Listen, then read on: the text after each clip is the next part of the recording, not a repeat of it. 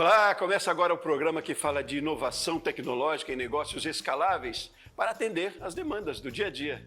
Este é o projeto Startup. Seja muito bem-vindo. Bom, hoje nós vamos conversar com Cristina Mieco, que ela é gestora nacional de startups do Sebrae Nacional. Mas antes, vamos conferir a ideia inovadora da PetV, que revolucionou o mercado de suplementos para pets e em pouco tempo de criação é líder no seu segmento. Vamos ver.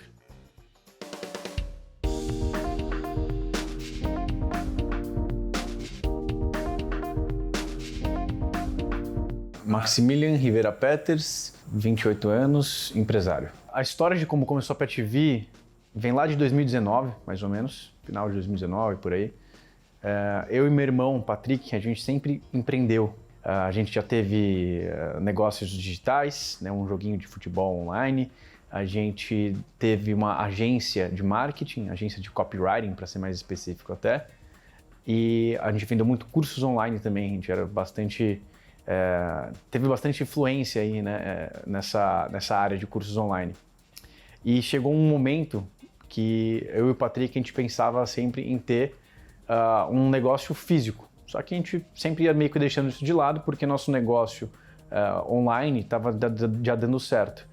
Até que nosso amigo Rafael, né, nosso amigo desde que a gente é criança, ele ficava sempre falando que queria fazer um negócio com a gente.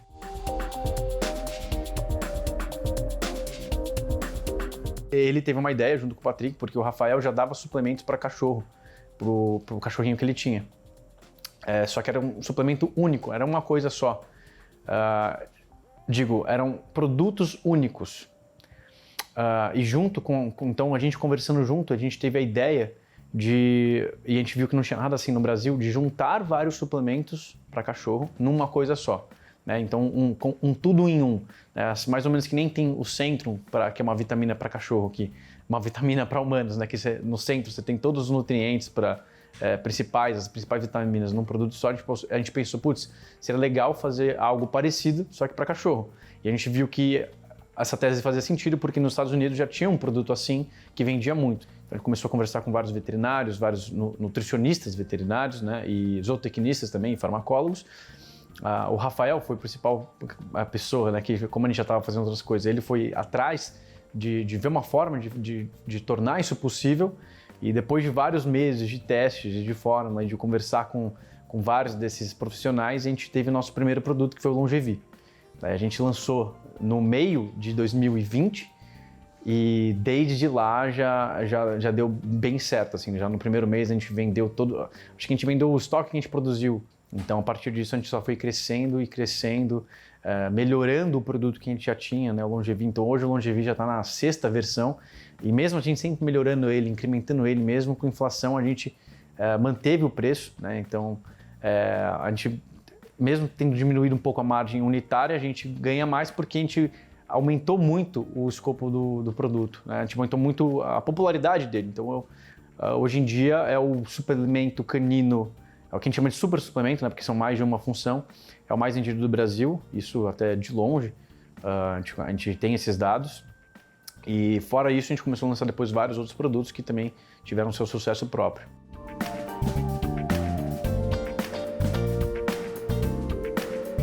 A gente lançou o primeiro ômega 3 líquido do Brasil para cachorros, que é o Atlantis.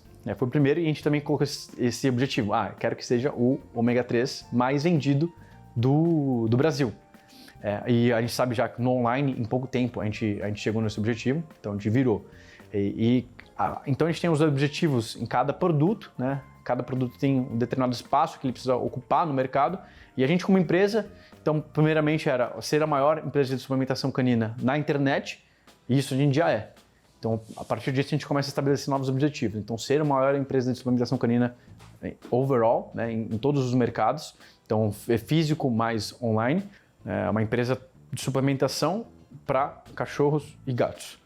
Então, nossos produtos são suplementos para cachorros, são coisas que vão suplementar a comida que eles já comem agora. À medida que os veterinários explicam para os tutores, né, o quão é importante é a suplementação, isso também faz com que a gente cresça. E é o que tem acontecido, né? A gente, mesmo crescendo bastante já no primeiro e no segundo ano, a gente está no nosso terceiro ano agora, e a gente continua crescendo num ritmo acelerado, mesmo com uma condição macroeconômica não das melhores, né? Isso mostra a força do mercado e a força dos nossos produtos.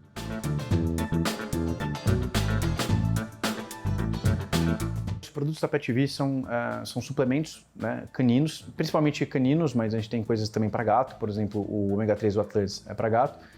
Então, os nossos produtos todos, por enquanto, são suplementos, ou seja, não são remédios. Então, não são coisas, não são drogas, né? O remédio, querendo ou não, é uma droga porque altera neurotransmissores, etc. Então, são todos suplementos. Então, e não tem contraindicação, a não ser pequenos casos de alergia, alguma coisa específica. Fora isso, são realmente suplementos que fazem sentido para qualquer cachorro.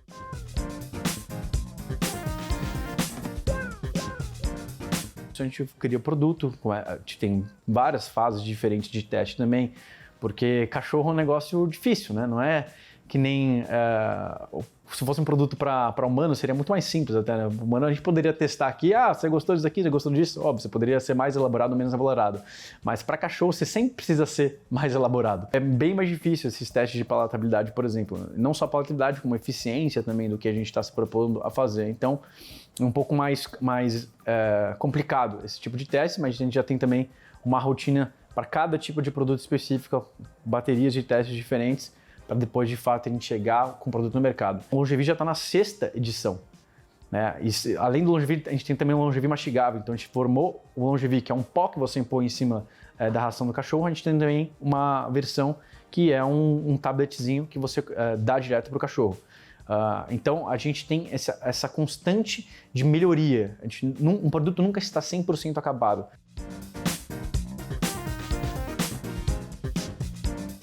Com a PetV foi o seguinte, a gente falou, a gente vai colocar o capital e a gente espera nunca precisar de capital de fora. A gente vai fazer esse negócio rodar com o próprio dinheiro, com o próprio caixa que ela gerar.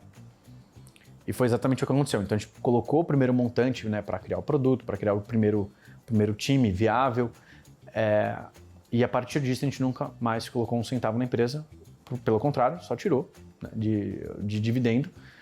Mas mesmo assim a gente tenta deixar ela a gente reinveste a maior parte do lucro, a grande maior parte do lucro a gente reinveste, porque a gente justamente acredita na empresa, né? Eu prefiro deixar o dinheiro na empresa e lançar novos produtos, em crescer nosso time, em ter o nosso escritório, em ter todas essas coisas, porque eu prefiro fazer isso do que pegar o dinheiro, sei lá, investir na renda fixa, ok? Acho que a gente foi um case de sucesso logo no começo, né? Porque a gente acabou com o nosso estoque nas primeiras já 2 semanas, ficou um tempo sem estoque. Então o Longevi é o nosso marketing de sucesso até hoje, é o produto que mais vende nosso. E faz sentido, né? A proposta dele é muito única, então ter os melhores suplementos dentro de uma coisa só, né? Os melhores nutrientes dentro de uma coisa só, é algo atrativo. Porque a gente tem muito feedback positivo e isso também é o que faz a gente continuar crescendo, mesmo num cenário econômico que a gente tem hoje, né? Porque isso também, querendo ou não, gera boca a boca, gera recompra, então é algo que com certeza é um bom motor para acelerar esse crescimento nosso.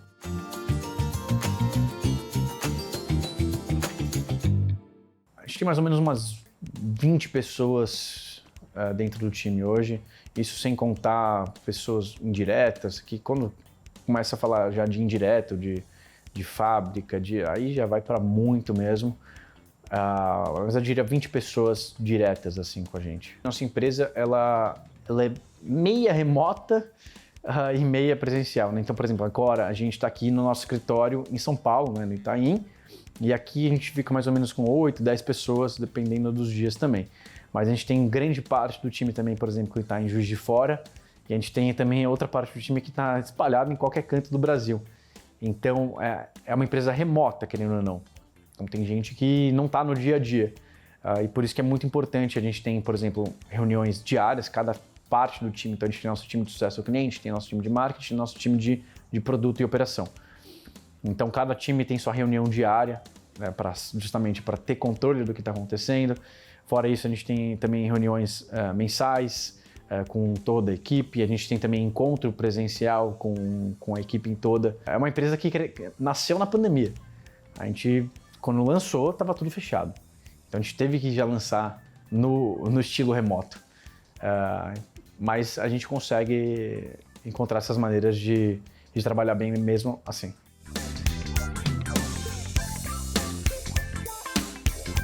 O público-alvo da PetV é uma coisa interessante porque é algo que a gente não imaginava logo de cara. Mas é óbvio, todo mundo que tem cachorro é nosso público-alvo, né? Todo mundo que tem cachorro é nosso público-alvo. Gato também, mas menos. A gente vende muito mais para tutores de cachorro. Só que o interessante que a gente não tinha parado para pensar é que a maior parte até do nosso público-alvo são mulheres e acima dos 40 anos, mais ou menos. A gente imagina que elas são pessoas que de repente têm mais tempo até para cuidar do cachorro, acabam desenvolvendo ainda mais afinidade ou preocupação com os cachorros. Como a gente já tinha muita familiaridade com o marketing digital, é uma força nossa já há alguns anos, a gente sabia que a gente queria começar por essa avenida. Então, a gente queria ser o mais forte no digital e a partir disso, isso ia abrir oportunidades para a gente no próprio varejo e no físico. E foi exatamente o que aconteceu. A gente começou muito bem no digital e a gente acabou com o estoque em 2 semanas. Para a gente ter feito isso no físico, seria praticamente impossível. Primeiro, quem que ia querer vender nosso produto? Quem ia falar, quem são vocês? Né? Não quero ter seu produto na loja. Então, a gente começar pelo lado digital também era menos barreira de entrada para a gente começar. Marketing digital, muitos anúncios, vídeos de venda até, porque como... Pensa, ninguém acorda falando, nossa, preciso dar um suplemento para meu cachorro. Você precisa ser educado. Por que você vai dar um suplemento para ele? Que problema ele tem? Como que o suplemento pode ajudar? Você precisa ser conscientizado da importância de dar um suplemento, né? Por exemplo, que nem o Longevi ou que nem o Atlantis. E isso é difícil de fazer, né? Ou o seu veterinário vai te falar, só que a gente também não tinha a expertise necessária, nem o capital necessário para chegar contratando várias pessoas para falarem com veterinários. Então a gente falou, não, então vamos fazer o que a gente sabe fazer bem, que foi criar a conscientização a partir da internet, a partir com bons vídeos.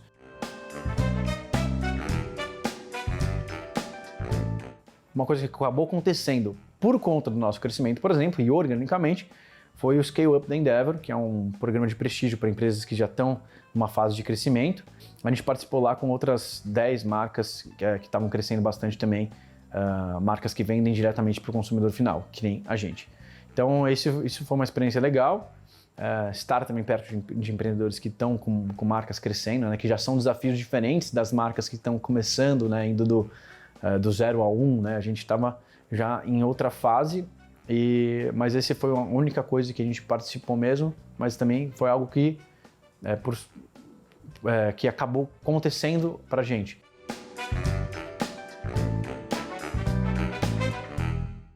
O futuro próximo é continuar desenvolvendo produtos, que a gente gosta de produtos donos de categoria, né? Então, encontrar lacunas no mercado onde não tem um produto que está definido como dono daquela categoria, para a próxima fase continuar fazendo exatamente isso, né? Continuar pensando em boas categorias para entrar e ter o melhor produto, e é o que a gente está fazendo muito esse ano, então a gente vai lançar já vários produtos nesse ano. Uma das vertentes do nosso plano de expansão é justamente a América Latina. Então, por exemplo, a gente já fez um teste de mercado no México, a gente já entrou no México, já tem uma empresa aberta no México, a gente fez um teste de mercado para ver a viabilidade e foi muito bem. Então agora a gente já está começando a formar um time no México para começar a vender nossos produtos lá. E depois, fora do México, a gente começa a entrar em outros países da América Latina também, nessa mesma tese. Então vamos pegar os produtos que a gente já sabe que funcionam melhor, os donos de categoria, e vamos levar para esses países. Então é algo que já está sendo feito agora. Acho que o diferencial da PetV, se eu fosse colocar em uma palavra só, eu diria que é velocidade. Eu diria que por a gente ser jovem, ambicioso, cheio de energia, a gente acaba tendo mais velocidade para fazer as coisas, né? E é uma força também nossa em relação às maiores empresas que a gente tem dentro do mercado. O grande diferencial nosso é velocidade. Velocidade para a criação de produtos, velocidade para testar os produtos, velocidade para colocar esses produtos em vários lugares ao mesmo tempo.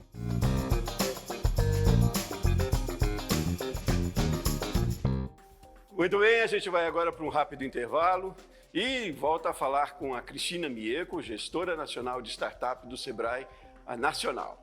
Fique com a gente, voltamos já já.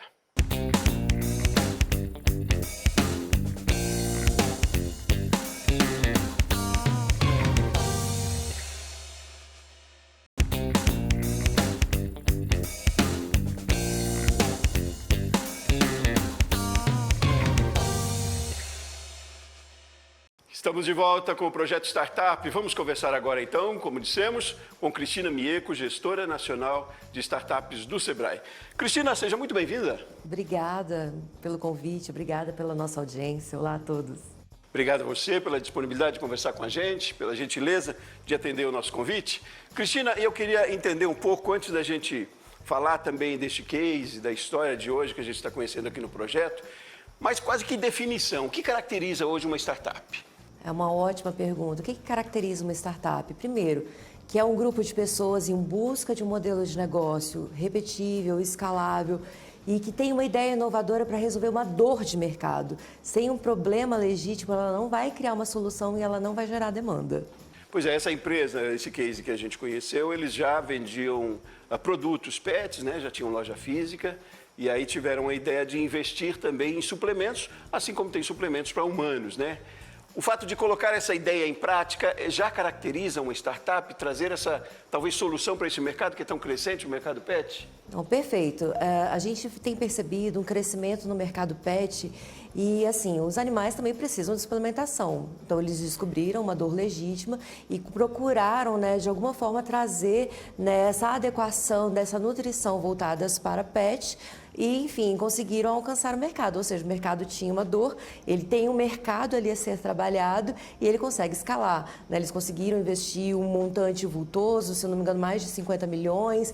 E esse é um mercado que ele se mostrou muito crescente, muito atrativo no período de pandemia, né? Imagina o seu pet em casa com você no momento de estresse em que as pessoas não desciam, né? Então, você precisa também pensar na saúde do seu pet. Então, eles conseguiram descobrir uma solução, um produto que de fato endereçasse uma dor de mercado. Agora, sempre que se fala de startup, se relaciona à tecnologia, necessariamente essa ideia está atrelada ao high-tech?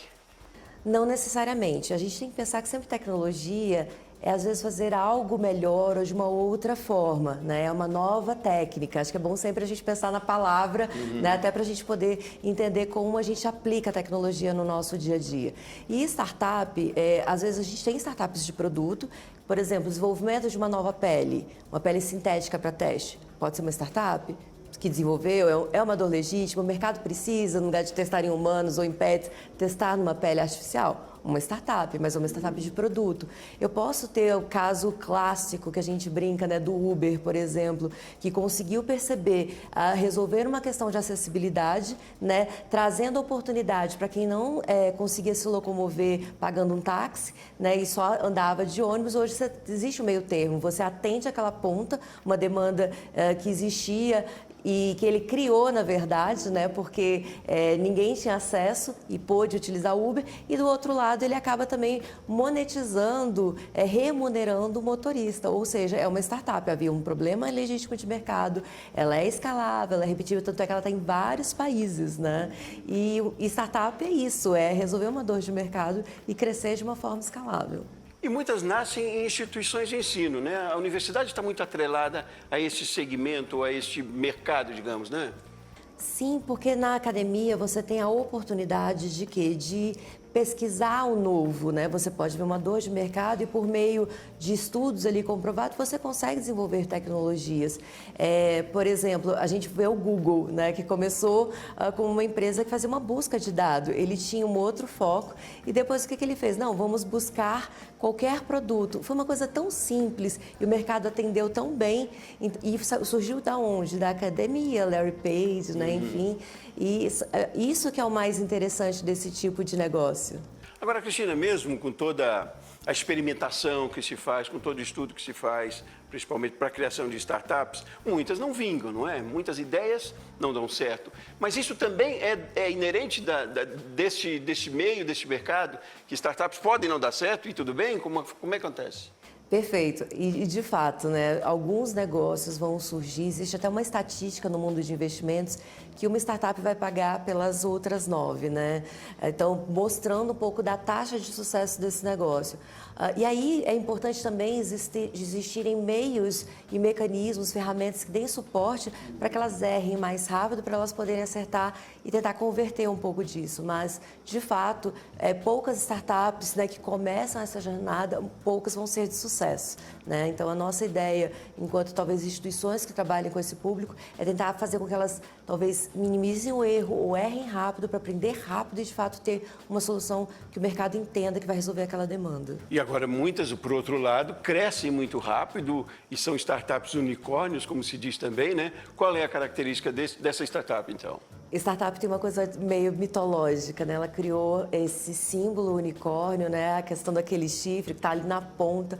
Então, a gente fala que startup unicórnio é aquela que já fatura ou já recebeu de investimento $1 bilhão, né? E a gente usa essa referência para ter um padrão no mundo todo. Então, a gente faz, né, baseado em dólares.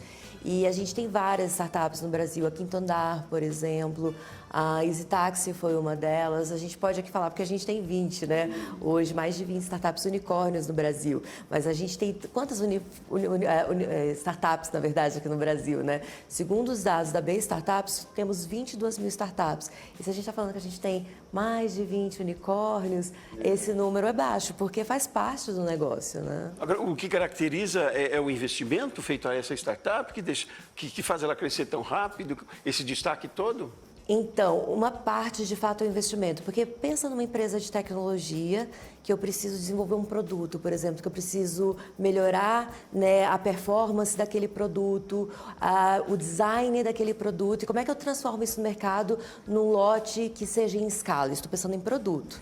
Eu preciso de investimento, concorda? Às vezes eu preciso desde a prototipação, então existe fundos de investimento, de subvenção, por exemplo, para me ajudar a desenvolver essa ideia, esse produto, mas depois eu preciso colocar isso no mercado. Como é que eu vou colocar isso no mercado? Eu preciso injetar dinheiro. Às vezes os sócios não têm esse dinheiro, então eu vou captar isso no mercado, seja por meio, né, de fundos de investimento, e aí eu vou ceder parte da minha startup, um pedaço dela, em troca desse recurso que está sendo aportado, para eu conseguir fazer essa expansão de mercado e conseguir desenvolver produtos. Isso também vale para uma empresa que não é de produto, mas seja uma empresa de serviço, um marketplace, que eu preciso divulgar que meu produto existe. Então, eu preciso de toda uma máquina de vendas trabalhando. E da onde pode vir esse recurso? Pode ser via empréstimo? Pode, mas será que seria suficiente? Às vezes eu preciso capitanear isso de vários fundos, ceder um percentual de participação da minha startup para que de fato consiga crescer.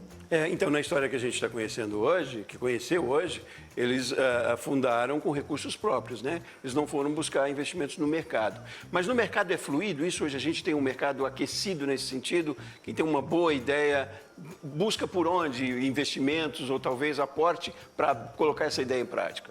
Existem programas de desenvolvimento de startups, o próprio Sebrae tem alguns deles, mas as próprias aceleradoras, a partir do momento que a startup desenvolveu, validou um pouco do seu produto, da sua solução e já está ali com o seu MVP, outra sigla importante, né, do mundo de startup, o mínimo produto viável, ela consegue aplicar para programas de aceleração, né, que de fato vão pegar um pedacinho da sua empresa, mas ali vai ter mentorias com redes de executivos que podem abrir mercado para essa startup. Ela vai fazer algumas entregas em termos de gestão do próprio negócio, de cumprimento de metas para ver se ela está crescendo naquele período em que ela está sendo acelerada. Ela vai se apresentar para vários fundos de investimento, né, que podem falar, esse negócio faz sentido, pode ser muito interessante para eu captar esse investimento.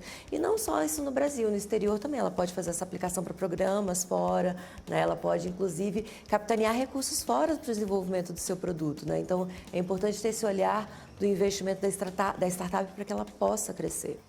O Sebrae tem um suporte forte nesse sentido? Qual é o trabalho que vocês fazem lá para alavancar de startups cada vez mais, ou para começar que seja?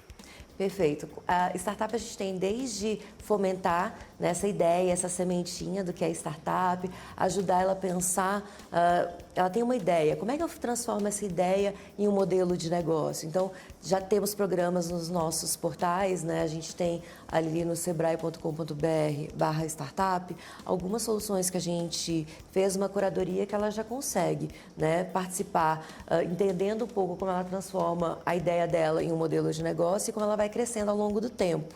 Né? E além disso, nesse mesmo canal, ela consegue descobrir alguns outros programas de apoio que o Sebrae tem próprio ou em parcerias com outras instituições que podem ajudá-la a desenvolver a sua startup. Qual é a diferença hoje de eu ter uma ideia e abrir uma empresa ou colocar um produto no mercado e ter a ideia e considerar isso uma startup? Esse caso que tínhamos, por exemplo, que temos no programa de hoje, eles já tinham, né, uma loja física, já trabalhavam com isso e viram no mercado a possibilidade, aventaram um outro cenário que é produzir um alimento diferente, ou suplementos, né, diferentes. Mas qual é a diferença de abrir uma empresa simplesmente com uma ideia nova e abrir uma empresa e ser caracterizada como startup? Está mais o core no modelo de negócio. Lembra que eu falei modelo de negócio inovador? Então, vamos pensar na Zapo. É um exemplo ótimo de MVP. Ele começou assim, olha, existe uma demanda por venda de sapatos? Perfeito, existe. Então, eu vou começar a entregar isso na internet. Você quer que tipo de sapato? E ele entregava. Então, ele fazia isso, comprando de lojas físicas e vendendo online. E ele viu que aquele modelo era tão interessante, esse foi o MVP da Zapo, que ela foi comprada. Porque se fazia sentido comprar sapatos via internet. Então, às vezes, o modelo é físico, mas você muda características para atender a necessidade daquele mercado, de fato é uma startup. Né? Então, assim, e qual que é a diferença de um negócio tradicional? Às vezes você quer uma franquia, é um modelo de negócio que já existe, uma franquia de um determinado produto ou serviço, você vai usar as formas daquela franquia e vai trabalhar em cima disso. E às vezes você tem, eu quero montar um mercado no segmento tradicional, vender roupas, por exemplo. Isso é uma startup? Não necessariamente. Como é que é a forma com que você vai vender essa roupa? Qual que é as características? Eu tenho uma startup ótima para confecção, que ela fazia as medidas para que as pessoas comprassem. Hoje ela vende para Renner, para Riachuelo, para vários varejos, porque ela desenvolveu uma métrica em que você imputa os dados e ele te sugere um número, uma numeração, que principalmente para a mulher é muito difícil. É, uma boa ideia. Muito bem, Cristina, muitíssimo obrigado pela sua participação aqui com a gente, por nos ajudar a entender um pouco mais sobre o mundo das startups. Conversei com Cristina Mieco, gestora nacional de startups do Sebrae. Muito obrigado, Cristina. Eu que agradeço o convite. Muito obrigada a todos. Muito bem, muito obrigado a você de casa que acompanhou mais um Projeto Startup. Eu volto no próximo programa. Um forte abraço e até mais.